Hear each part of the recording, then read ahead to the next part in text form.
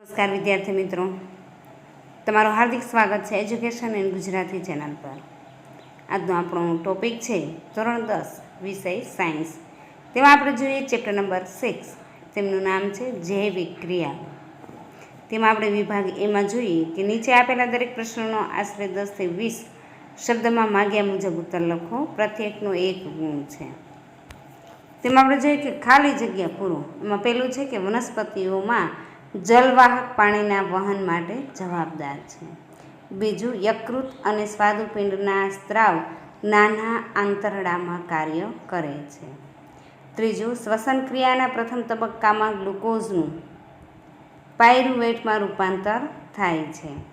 ચોથું, મૂત્રપિંડ નલિકાના અગ્રછેડે કપ આકારના ભાગને બાઉમેનની કોથળી કહે છે. અને પાંચમું છે, વાયુરંધ્ર ખુલવા અને બંધ થવાની ક્રિયાનું કાર્ય એ રક્ષક કોષ દ્વારા થાય છે. છઠ્ઠું, શ્વાસ અંદર લેવામાં આવે ત્યારે ઉરોદર પટલ ચપટો બનવાને કારણે ઉર્સીય ગુહા મોટી બને છે.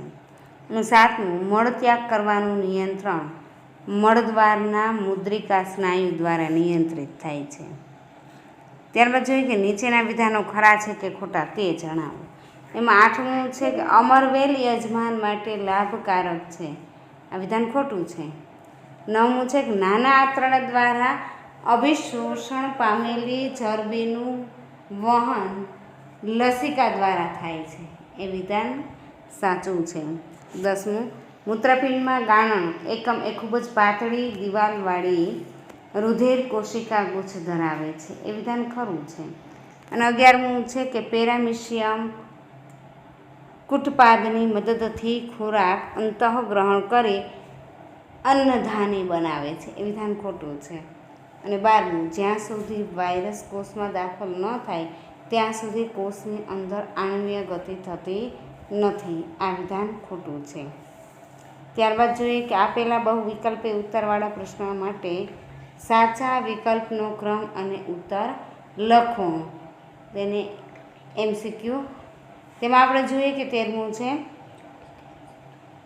કે મુખમાં લાળ રસીય એમાઇલેસ કયું કાર્ય કરે છે? જવાબ આવશે બી, સ્ટાર્ચનું શર્કરામાં રૂપાંતર. અને 14મું છે નીચેના પૈકી કયું ઓક્સિજન માટે ઊંચી બંધન ઉર્જા ધરાવે છે? એ હિમોગ્લોબિન. 15મું છે કઈ ક્રિયા દ્વારા મુક્ત થતી ઉર્જા તરત જ એટીપી સ્વરૂપમાં સંશ્લેષણ પામે છે? ડી, કોષીય શ્વસન. અને 16મું છે કે તે શરીરની બહાર પોષક પદાર્થનું વિઘટન કરે છે અને પછી તેનું શોષણ કરે છે. એમાં આવશે સી, મશરૂમ. 17મું છે કે આ પ્રાણીઓના હૃદયમાં ફક્ત ઓક્સિજનવિહીન રુધિર વહન પામે છે. એમાં જવાબ આવશે એ, મત્સ્ય. 18મું જોઈએ કે વિધાન એ જળચર પ્રાણીઓનો શ્વસન દર સ્થળચર પ્રાણીઓની તુલનામાં ઓછો હોય છે. કારણ આર, પાણીમાં દ્રાવ્ય O2નું પ્રમાણ હવામાં રહેલ O2 કરતાં ઓછું હોય છે. અને આપેલ વિધાન એ અને કારણ આર માટે કયો વિકલ્પ સાચો છે? તેમાં જવાબ આવશે ડી, વિધાન એ ખોટું છે અને કારણ આર સાચું છે. 19મું, વિધાન એ રાત્રિના સમયમાં જલવાહકમાં પાણીના વહનમાં મૂળદા પ્રભાવી છે. કારણ આર, દિવસે જલવાહકમાં પાણીના વહન માટે બાષ્પોત્સર્જનની ખેંચાણ બળ એ મુખ્ય પ્રેરક બળ છે. તેમાં જવાબ આવશે બી, કે વિધાન એ અને કારણ આર બંને સાચા છે, પરંતુ આર એ વિધાન એની સાચી સમજૂતી નથી. ત્યારબાદ આપણે જોઈએ કે જોડકા જોડો. 20મો પ્રશ્ન છે વિભાગ એ અને બી. તેમાં પહેલું જોઈએ કે નિજગર વાલ્વ. તેમાં જવાબ આવશે બી, મુદ્રિકા સ્નાયુ.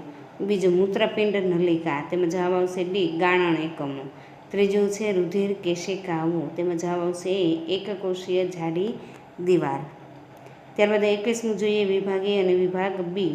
પહેલું છે લાળ રસ. તેમાં જવાબ આવશે બી, એમાઇલેસ. અને બીજું છે જઠર રસ. જવાબ આવશે ડી, પેપ્સની. અને ત્રીજું છે સ્વાદુ રસ. તેમાં જવાબ આવશે એ, ડ્રિપ્સિન. ત્યારબાદ જોઈએ કે નીચેના પ્રશ્નોના માગ્યા મુજબ ઉત્તર આપો. 22મું છે કે ઈસ્ટમાં આથવણની નિપજ જણાવો.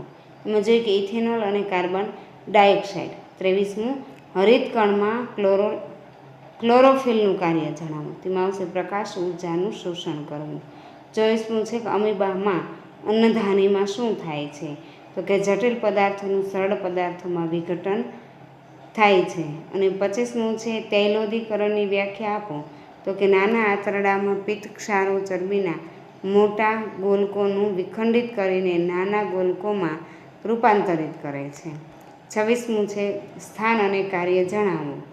રસાંકુરો. સ્થાન છે નાના આંતરડાના અંતિમ ભાગ વૃષાંત્રના અસ્તરમાં, અને કાર્ય છે અભિશોષણ માટે સપાટીનું ક્ષેત્રફળ વધારે છે અને પાચિત ખોરાકોનું રુધિરમાં અભિશોષણ કરે છે. 27મું છે વાયુકોષ્ઠ કોને કહે છે?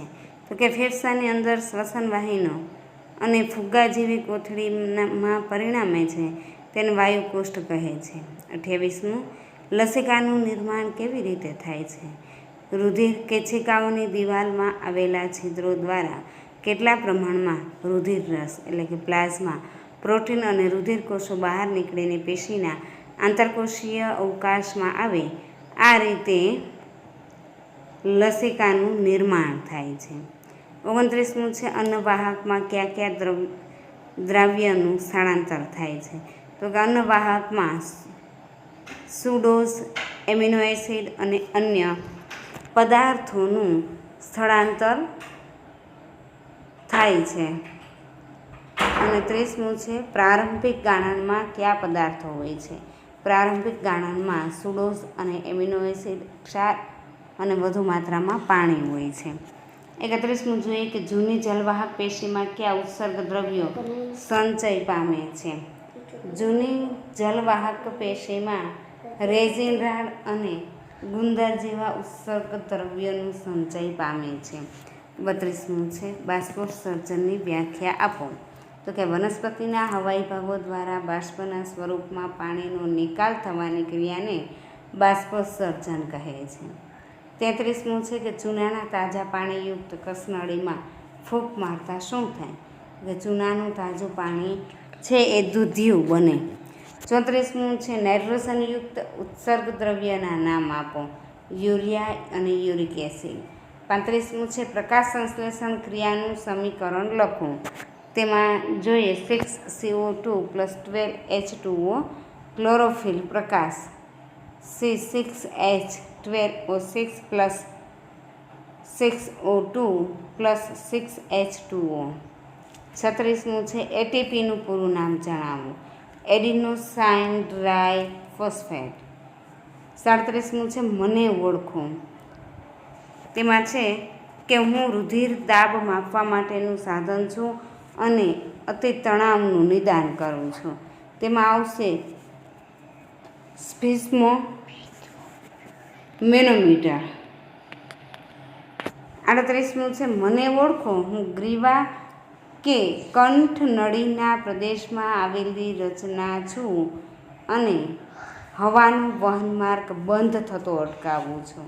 તેમાં આવશે કાસ્થીની વલયમય રચનાઓ. ત્યારબાદ જોયું 39મું કે બેવડું રુધિર વહન એટલે શું? બેવડું રુધિર પરિવહન એટલે શું?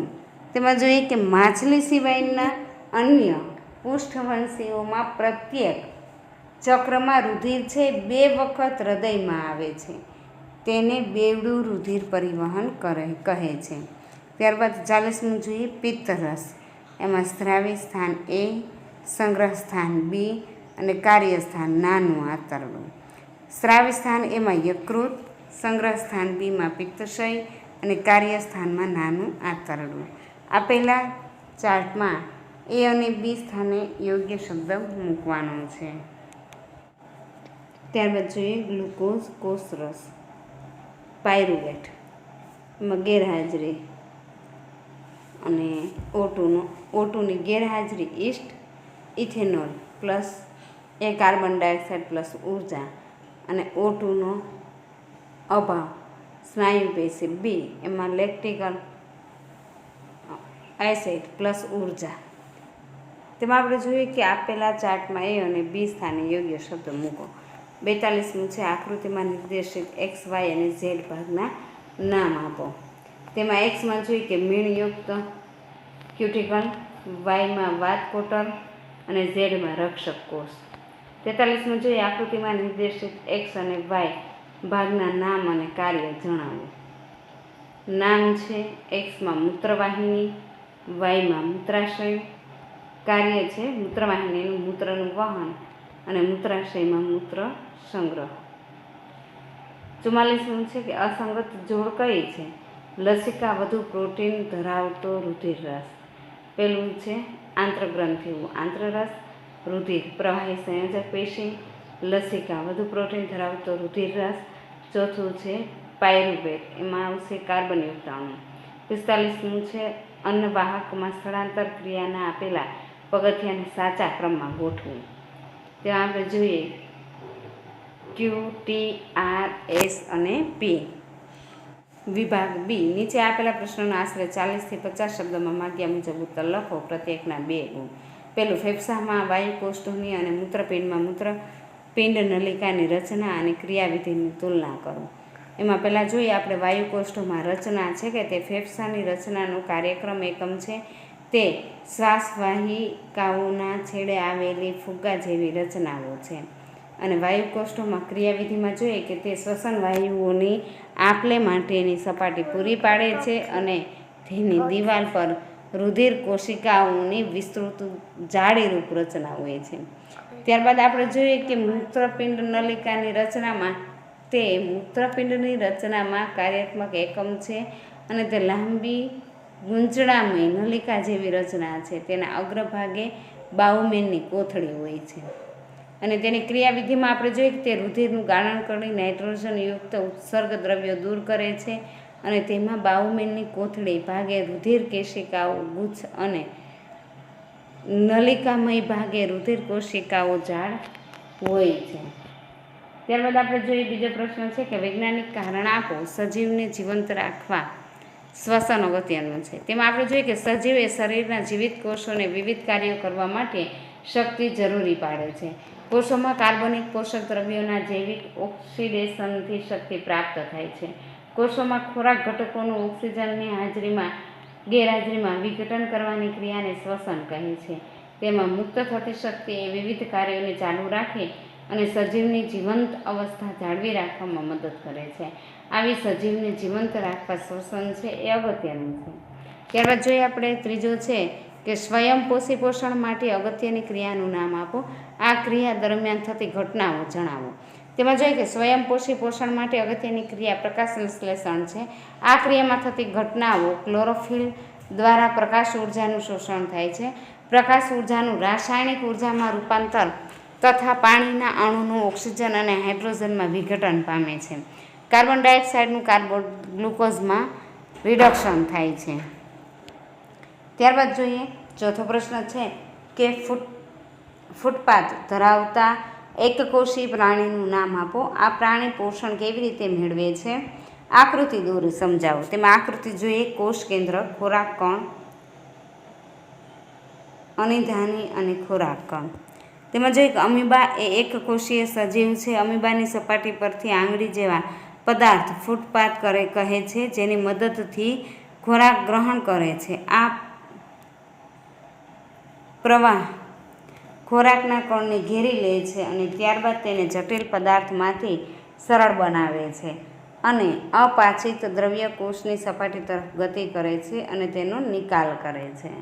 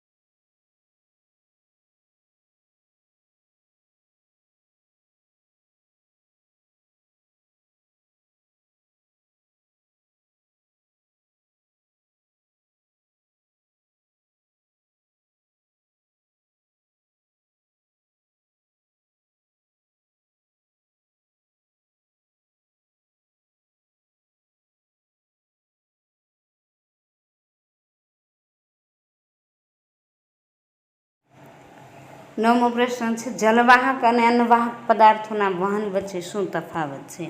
જલવાહક પદાર્થોના વહન અને અન્નવાહકમાં પદાર્થોના વહન.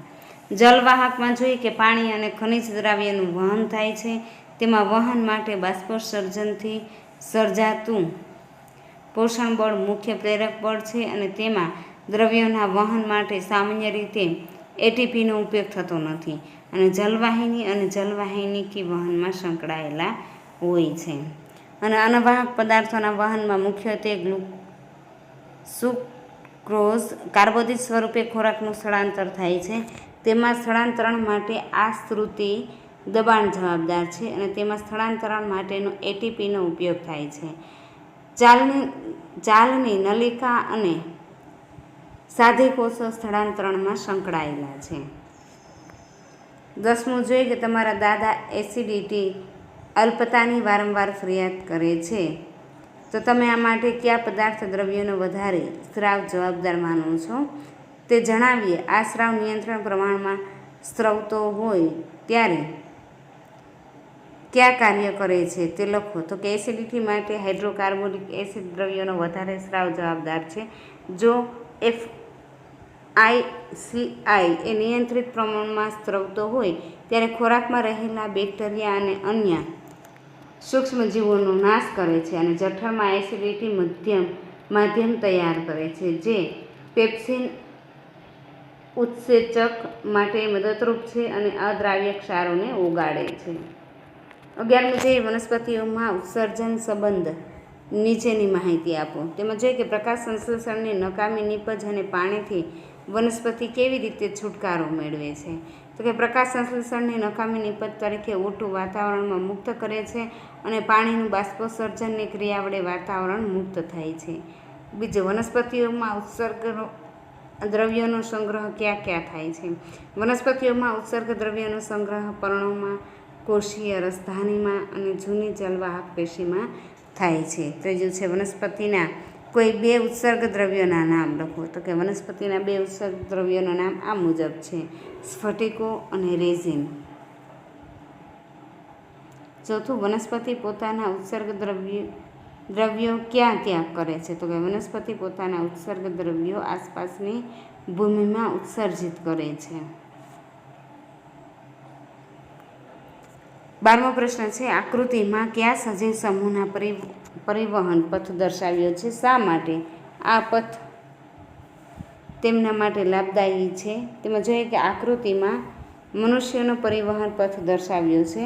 આવી પ્રાણીઓ જેમ કે મનુષ્ય તેમને પોતાના શરીરનું તાપમાન જાળવી રાખવા માટે ઉર્જાની જરૂરિયાત વધુ હોય છે અને આ ઉર્જા મેળવવા માટે તેમના શરીરમાં 4 અલગ અલગ ભાગોમાં વહેંચાયેલું હૃદય રુધિરને મિશ્ર થતું અટકાવી ઓક્સિજન મુક્ત રુધિર અલગ પાડે છે અને શરીરમાં ઉર્જા જાળવી રાખે છે. પ્રશ્ન 13, તફાવત આપો. જારક શ્વસન અને અજારક શ્વસન. જારક શ્વસનમાં જોઈએ કે આ ક્રિયામાં O2નો ઉપયોગ થાય છે. આ ક્રિયાને અંતે CO2 અને H2O ઉત્પન્ન થાય છે. જારક શ્વસનમાં આ ક્રિયામાં ગ્લુકોઝના અણુનું સંપૂર્ણ દહન થાય છે. તેથી ગ્લુકોઝના એક અણુમાંથી ઘણી વધારે ઉર્જા મુક્ત થાય છે. અને ચોથું, ગુણભાત સૂત્રમાં થતી ક્રિયામાં O2નો ઉપયોગ થાય છે. અજારક શ્વસનમાં આપણે જોઈએ કે આ ક્રિયામાં O2નો ઉપયોગ થતો નથી.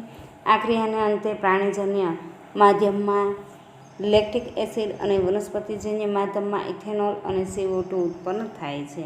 અજારક શ્વસનમાં ગ્લુકોઝના અણુનું સંપૂર્ણ વહન થાય છે અને તેથી ગ્લુકોઝના એક અણુમાંથી ઓછી ઉર્જા મુક્ત થાય છે. ત્યારબાદ જોઈએ વિભાગ સી. નીચે આપેલા પ્રશ્નોના આશરે 60 થી 80 શબ્દોમાં મુદ્દાસર ઉત્તર લખો. પ્રત્યેકના 3 ગુણ છે. તેમાં પહેલું છે કે મનુષ્યમાં નાઇટ્રોજનયુક્ત ઉત્સર્ગ દ્રવ્ય ધરાવતું પ્રવાહી કેવી રીતે નિર્માણ પામે છે? તેમાં આવશે કે મૂત્ર નિર્માણનો હેતુ રુધિરમાંથી ઉત્સર્ગ દ્રવ્યો ગાળીને અલગ કરવાનો છે. મૂત્રપિંડ રુધિરમાંથી નાઇટ્રોજનયુક્ત ઉત્સર્ગ દ્રવ્યો યુરિયા, યુરિક એસિડ વગેરે દૂર કરે છે. ગાળણ એકમો મૂત્રપિંડ નલિકાઓ દ્વારા મૂત્ર ઉત્પન્ન થાય છે. બાઉમેનની કોથળીમાં ગાળણ એકત્ર થાય છે. પ્રારંભિક ગાળણમાં ગ્લુકોઝ, એમિનો એસિડ, ક્ષાર અને વધુ માત્રામાં પાણી હોય છે. જેમ જેમ ગાળણ એ મૂત્રપિંડ નલિકામાં વહન પામે છે તેમ ઉપયોગી આ પદાર્થ પસંદગીશીલ પુનઃ પોષણ પામે છે. પાણીના શોષણના પ્રમાણનો આધાર શરીરમાં પાણીની માત્રા પર અને ઉત્સર્જિત કરતા દ્રવ્ય નકામા પદાર્થ પર રહેલા છે. આ રીતે મૂત્ર ઉત્પન્ન થાય છે. બીજો પ્રશ્ન છે કે જઠરમાંથી નાના આંતરડામાં પ્રવેશતા ખોરાક પર વિવિધ પાચક રસની અસર સમજાવો. તો કે જઠરમાંથી એસિડિક ખોરાક નાના આંતરડામાં પ્રવેશે છે. નાનું આંતરડું યકૃતમાંથી પિત્તરસ અને સ્વાદુપિંડમાંથી સ્વાદુરસ મેળવે છે.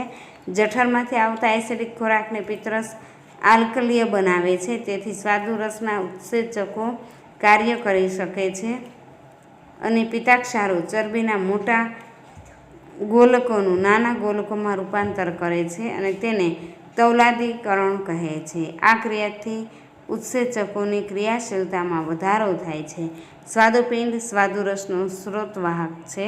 સ્વાદુપિંડમાં પ્રોટીન પાચન માટે ટ્રિપ્સિન, કાર્બોદિતના પાચન માટે સ્વાદુરસનો અને તૈલોદીકૃત ચરબીના પાચન માટે લાઇપેઝ ઉત્સેચકો હોય છે. નાના આંતરડાની દિવાલમાં આવેલી આંતરીય ગ્રંથિઓ આંતરરસનો સ્રાવ કરે છે અને આંતરરસમાં આવેલા ઉત્સેચકો પ્રોટીનનું એમિનો એસિડમાં, જટિલ કાર્બોદિતનું ગ્લુકોઝમાં અને ચરબીનું ફેટી એસિડ અને ગ્લિસરોલમાં રૂપાંતર પાચન કરે છે. ત્યારબાદ ત્રીજું જોઈએ, આકૃતિમાં કયો પ્રયોગ સૂચવ્યો છે તે જણાવી આ પ્રયોગની પદ્ધતિ લખો. તેમાં જોઈએ પ્રકાશ સંશ્લેષણ માટે કાર્બન ડાયોક્સાઇડ CO2 જરૂરી છે તે પ્રયોગ સૂચવ્યો છે. તેમાં આપણે જોઈએ કે પદ્ધતિ સમાન તંદુરસ્તી ધરાવતા છોડ ઉગાડેલા 2 કુંડા લો. 3 દિવસ સુધી બંને કુંડાને અંધારામાં મૂકો. છોડના પર્ણ સ્ટાર્ચ વિહીન થશે. 3 દિવસ પછી બંને છોડને અલગ અલગ કાચની પટ્ટી પર રાખો. એક કુંડા પરથી બીજા કુંડા પરનું એક કુંડા પર એ અને બીજા કુંડા પર બી લખો અને કુંડા એની પ્લેટ પર વોચ ગ્લાસ મૂકી તેમાં પોટેશિયમ હાઇડ્રોક્લાઇડ રાખો અને બંને કુંડા પર કાચની બેલજાર ઢાંકો. બેલજારનું તળિયું અને કાચની પ્લેટ વચ્ચે વેસલીન કે ગ્રીસ લગાડી હવા ચુસ્ત કરો. બંને છેડાથી 2 થી 3 કલાક સૂર્યપ્રકાશમાં મૂકો.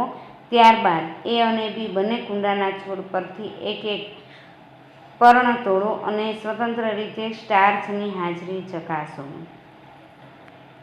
ચોથો પ્રશ્ન છે ટૂંક નોંધ લખો. વિષમપોષી પોષણ. ક્લોરોફિલ વિહીન સજીવો વિષમપોષી પોષણ દર્શાવે છે.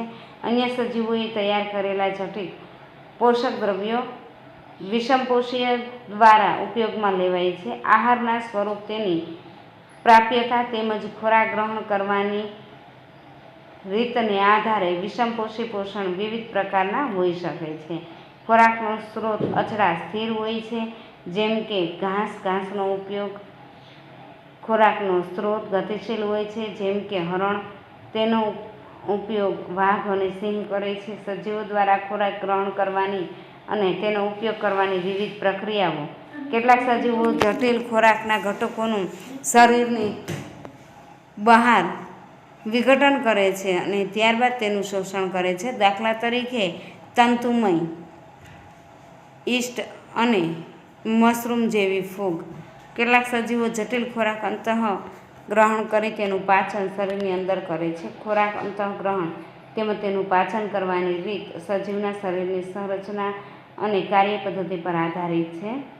કેટલાક સજીવો વનસ્પતિઓ અને પ્રાણીઓને મારી નાખ્યા વગર તેમનામાંથી પોષણ પ્રાપ્ત કરે છે અને પરોપજીવી પોષણ પદ્ધતિ ઘણા સજીવો દ્વારા દર્શાવાય છે. દાખલા તરીકે અમરવેલ, ઉધઈ, જૂ, જળો અને પટીકૃમિ. ત્યારબાદ આપણે જોઈએ પ્રશ્ન નંબર 5 કે નીચેની પરિસ્થિતિનો અભ્યાસ કરો. પેલું, હોસ્પિટલમાં એક દર્દીને ગ્લુકોઝ ચડાવવામાં આવી રહ્યો છે. એક વ્યક્તિ 7 કિમી મેરેથોનમાં ભાગ લઈ થાકી અને સ્નાયુ જકડાઈ જવાની ફરિયાદ કરે છે. ત્રીજું છે કે પ્રયોગશાળામાં વિદ્યાર્થી કસનળીમાં ગ્લુકોઝનું દ્રાવણ ભરી તેમાં યીસ્ટનો પાવડર ઉમેરે છે અને કસનળીને હવા ચુસ્ત બૂચ વડે બંધ કરે છે. ઉપરોક્ત ત્રણેય કિસ્સામાં કોષીય શ્વસનના પરિપથ દર્શાવતો ચાર્ટ દોરો અને એટીપી સંશ્લેષણ તેમજ વિઘટનની અગત્યતા જણાવો. ગ્લુકોઝ કોષરસમાં પાયરુવેટ ઉર્જા, એમાં O2ની ગેરહાજરીમાં ઈસ્ટમાં અને O2ના અભાવે આપણી સ્નાયુ પેશીમાં અને O2ની હાજરીમાં કણાભ સૂત્રોમાં. તેમાં જોઈએ કે એટીપીનું સંશ્લેષણ કોષીય શ્વસન દરમિયાન મુક્ત થતી ઉર્જા એટીપી સાથે અકાર્બનિક ફોસ્ફેટના જોડાણમાં ઉપયોગમાં થાય છે અને એટીપીનું સંશ્લેષણ થાય છે. ત્યારબાદ આપણે જોઈએ વિભાગ ડીમાં નીચે આપેલા પ્રશ્નોના આશરે 90થી 120 શબ્દમાં માગ્યા મુજબ સવિસ્તાર ઉત્તર લખો. પ્રત્યેકના 4 ગુણ. પેલું છે કે મનુષ્યમાં વાત વિનિમય માટેની રચના અને શ્વાસોશ્વાસની ક્રિયાવિધિ સમજાવવું. તમે જોઈએ કે ફેફસામાં અત્યંત નાની શ્વાસવાહિકાઓમાં ફુગ્ગા રચનામાં અંત પામે છે તેને વાયુકોષ્ઠો કહે છે. વાયુકોષ્ઠો એ શ્વસન વાયુઓની આપલે માટે વિશાળ સપાટી પૂરી પાડે છે. જો વાયુકોષ્ઠોની સપાટીને વિસ્તૃત કરવામાં આવે તો તે લગભગ 80 સેન્ટીમીટર વિસ્તારને ઢાંકે છે. આમ વિનિમય માટે તે વિશાળ અને કાર્યક્ષમ સપાટી પૂરી પાડે છે. વાયુકોષ્ઠકોની દિવાલ પર રુધિર કેશિકાઓની વિસ્તૃત જાળીદાર રચના આવેલી છે અને શ્વાસોશ્વાસની ક્રિયાવિધિ જ્યારે આપણે શ્વાસ અંદર લઈએ છીએ ત્યારે આપણી પાંસળી ઉપરથી તરફ ખેંચાય છે અને ઉરોદર પટલ ચપટો બને છે. તેના પરિણામે ઉષ્મીય ગુહાઓ વિસ્તાર વધે છે. આ કારણે વાતાવરણમાંથી હવા છે એ ફેફસામાં દાખલ થાય છે અને વિસ્તરણ પામેલા વાયુકોષ્ઠો હવાથી ભરાઈ જાય છે. વાયુકોષ્ઠો વાત વિનિમય માટેની સપાટી પૂરી પાડે છે. હવે ઉરોદર પટલ ઉપર તરફ ખેંચાય છે અને પાંસળીઓ નીચે તરફ આવે છે. તેના પરિણામે ગુહાનો વિસ્તાર ઘટે છે. આ કારણે ફેફસામાંથી હવા એ વાતાવરણમાં દૂર થાય છે. બીજું છે કે મનુષ્યના હૃદયની અંતસ્થ રચના દર્શાવતી નામ નિર્દેશ આકૃતિ દોરી તેમાં રુધિરનું પરિવહન સમજાવવું. તેમાં જોઈએ સૌપ્રથમ આપણે આકૃતિ જોઈ લઈએ. તેમાં આપણે જોઈએ કે હૃદય એ આપણી મુઠ્ઠીના કદનું એક સ્નાયુ અંગ છે. મનુષ્યના હૃદયમાં વિવિધ ખાનાઓ ઓક્સિજનયુક્ત રુધિર અને ઓક્સિજન વિહીન રુધિરને મિશ્ર થતું અટકાવે છે. મનુષ્યના હૃદયમાં પરિવહન પથ હૃદયના ઉપરના રુધિર એકત્ર કરતા 2 ખંડો કર્ણકો અને નીચેના 2 ખંડો ક્ષેપકો હોય છે જે હૃદયમાંથી રુધિરને બહાર ધકેલે છે.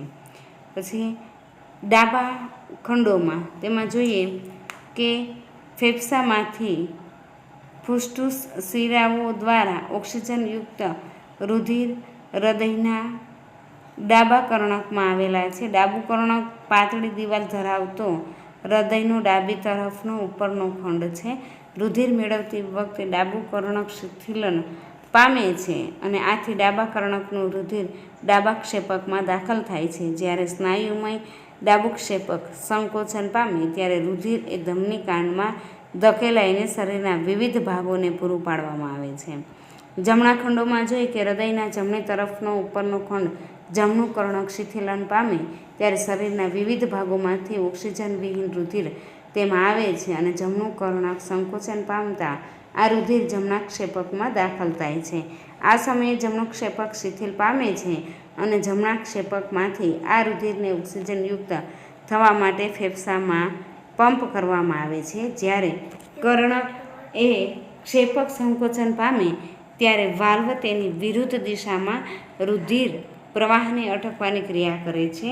ક્ષેપકને શરીરના વિવિધ ભાગોમાં રુધિર ધકેલવાનું હોવાથી કર્ણકની તુલનામાં ક્ષેપકની દિવાલ જાડી અને સ્નાયુમય હોય છે.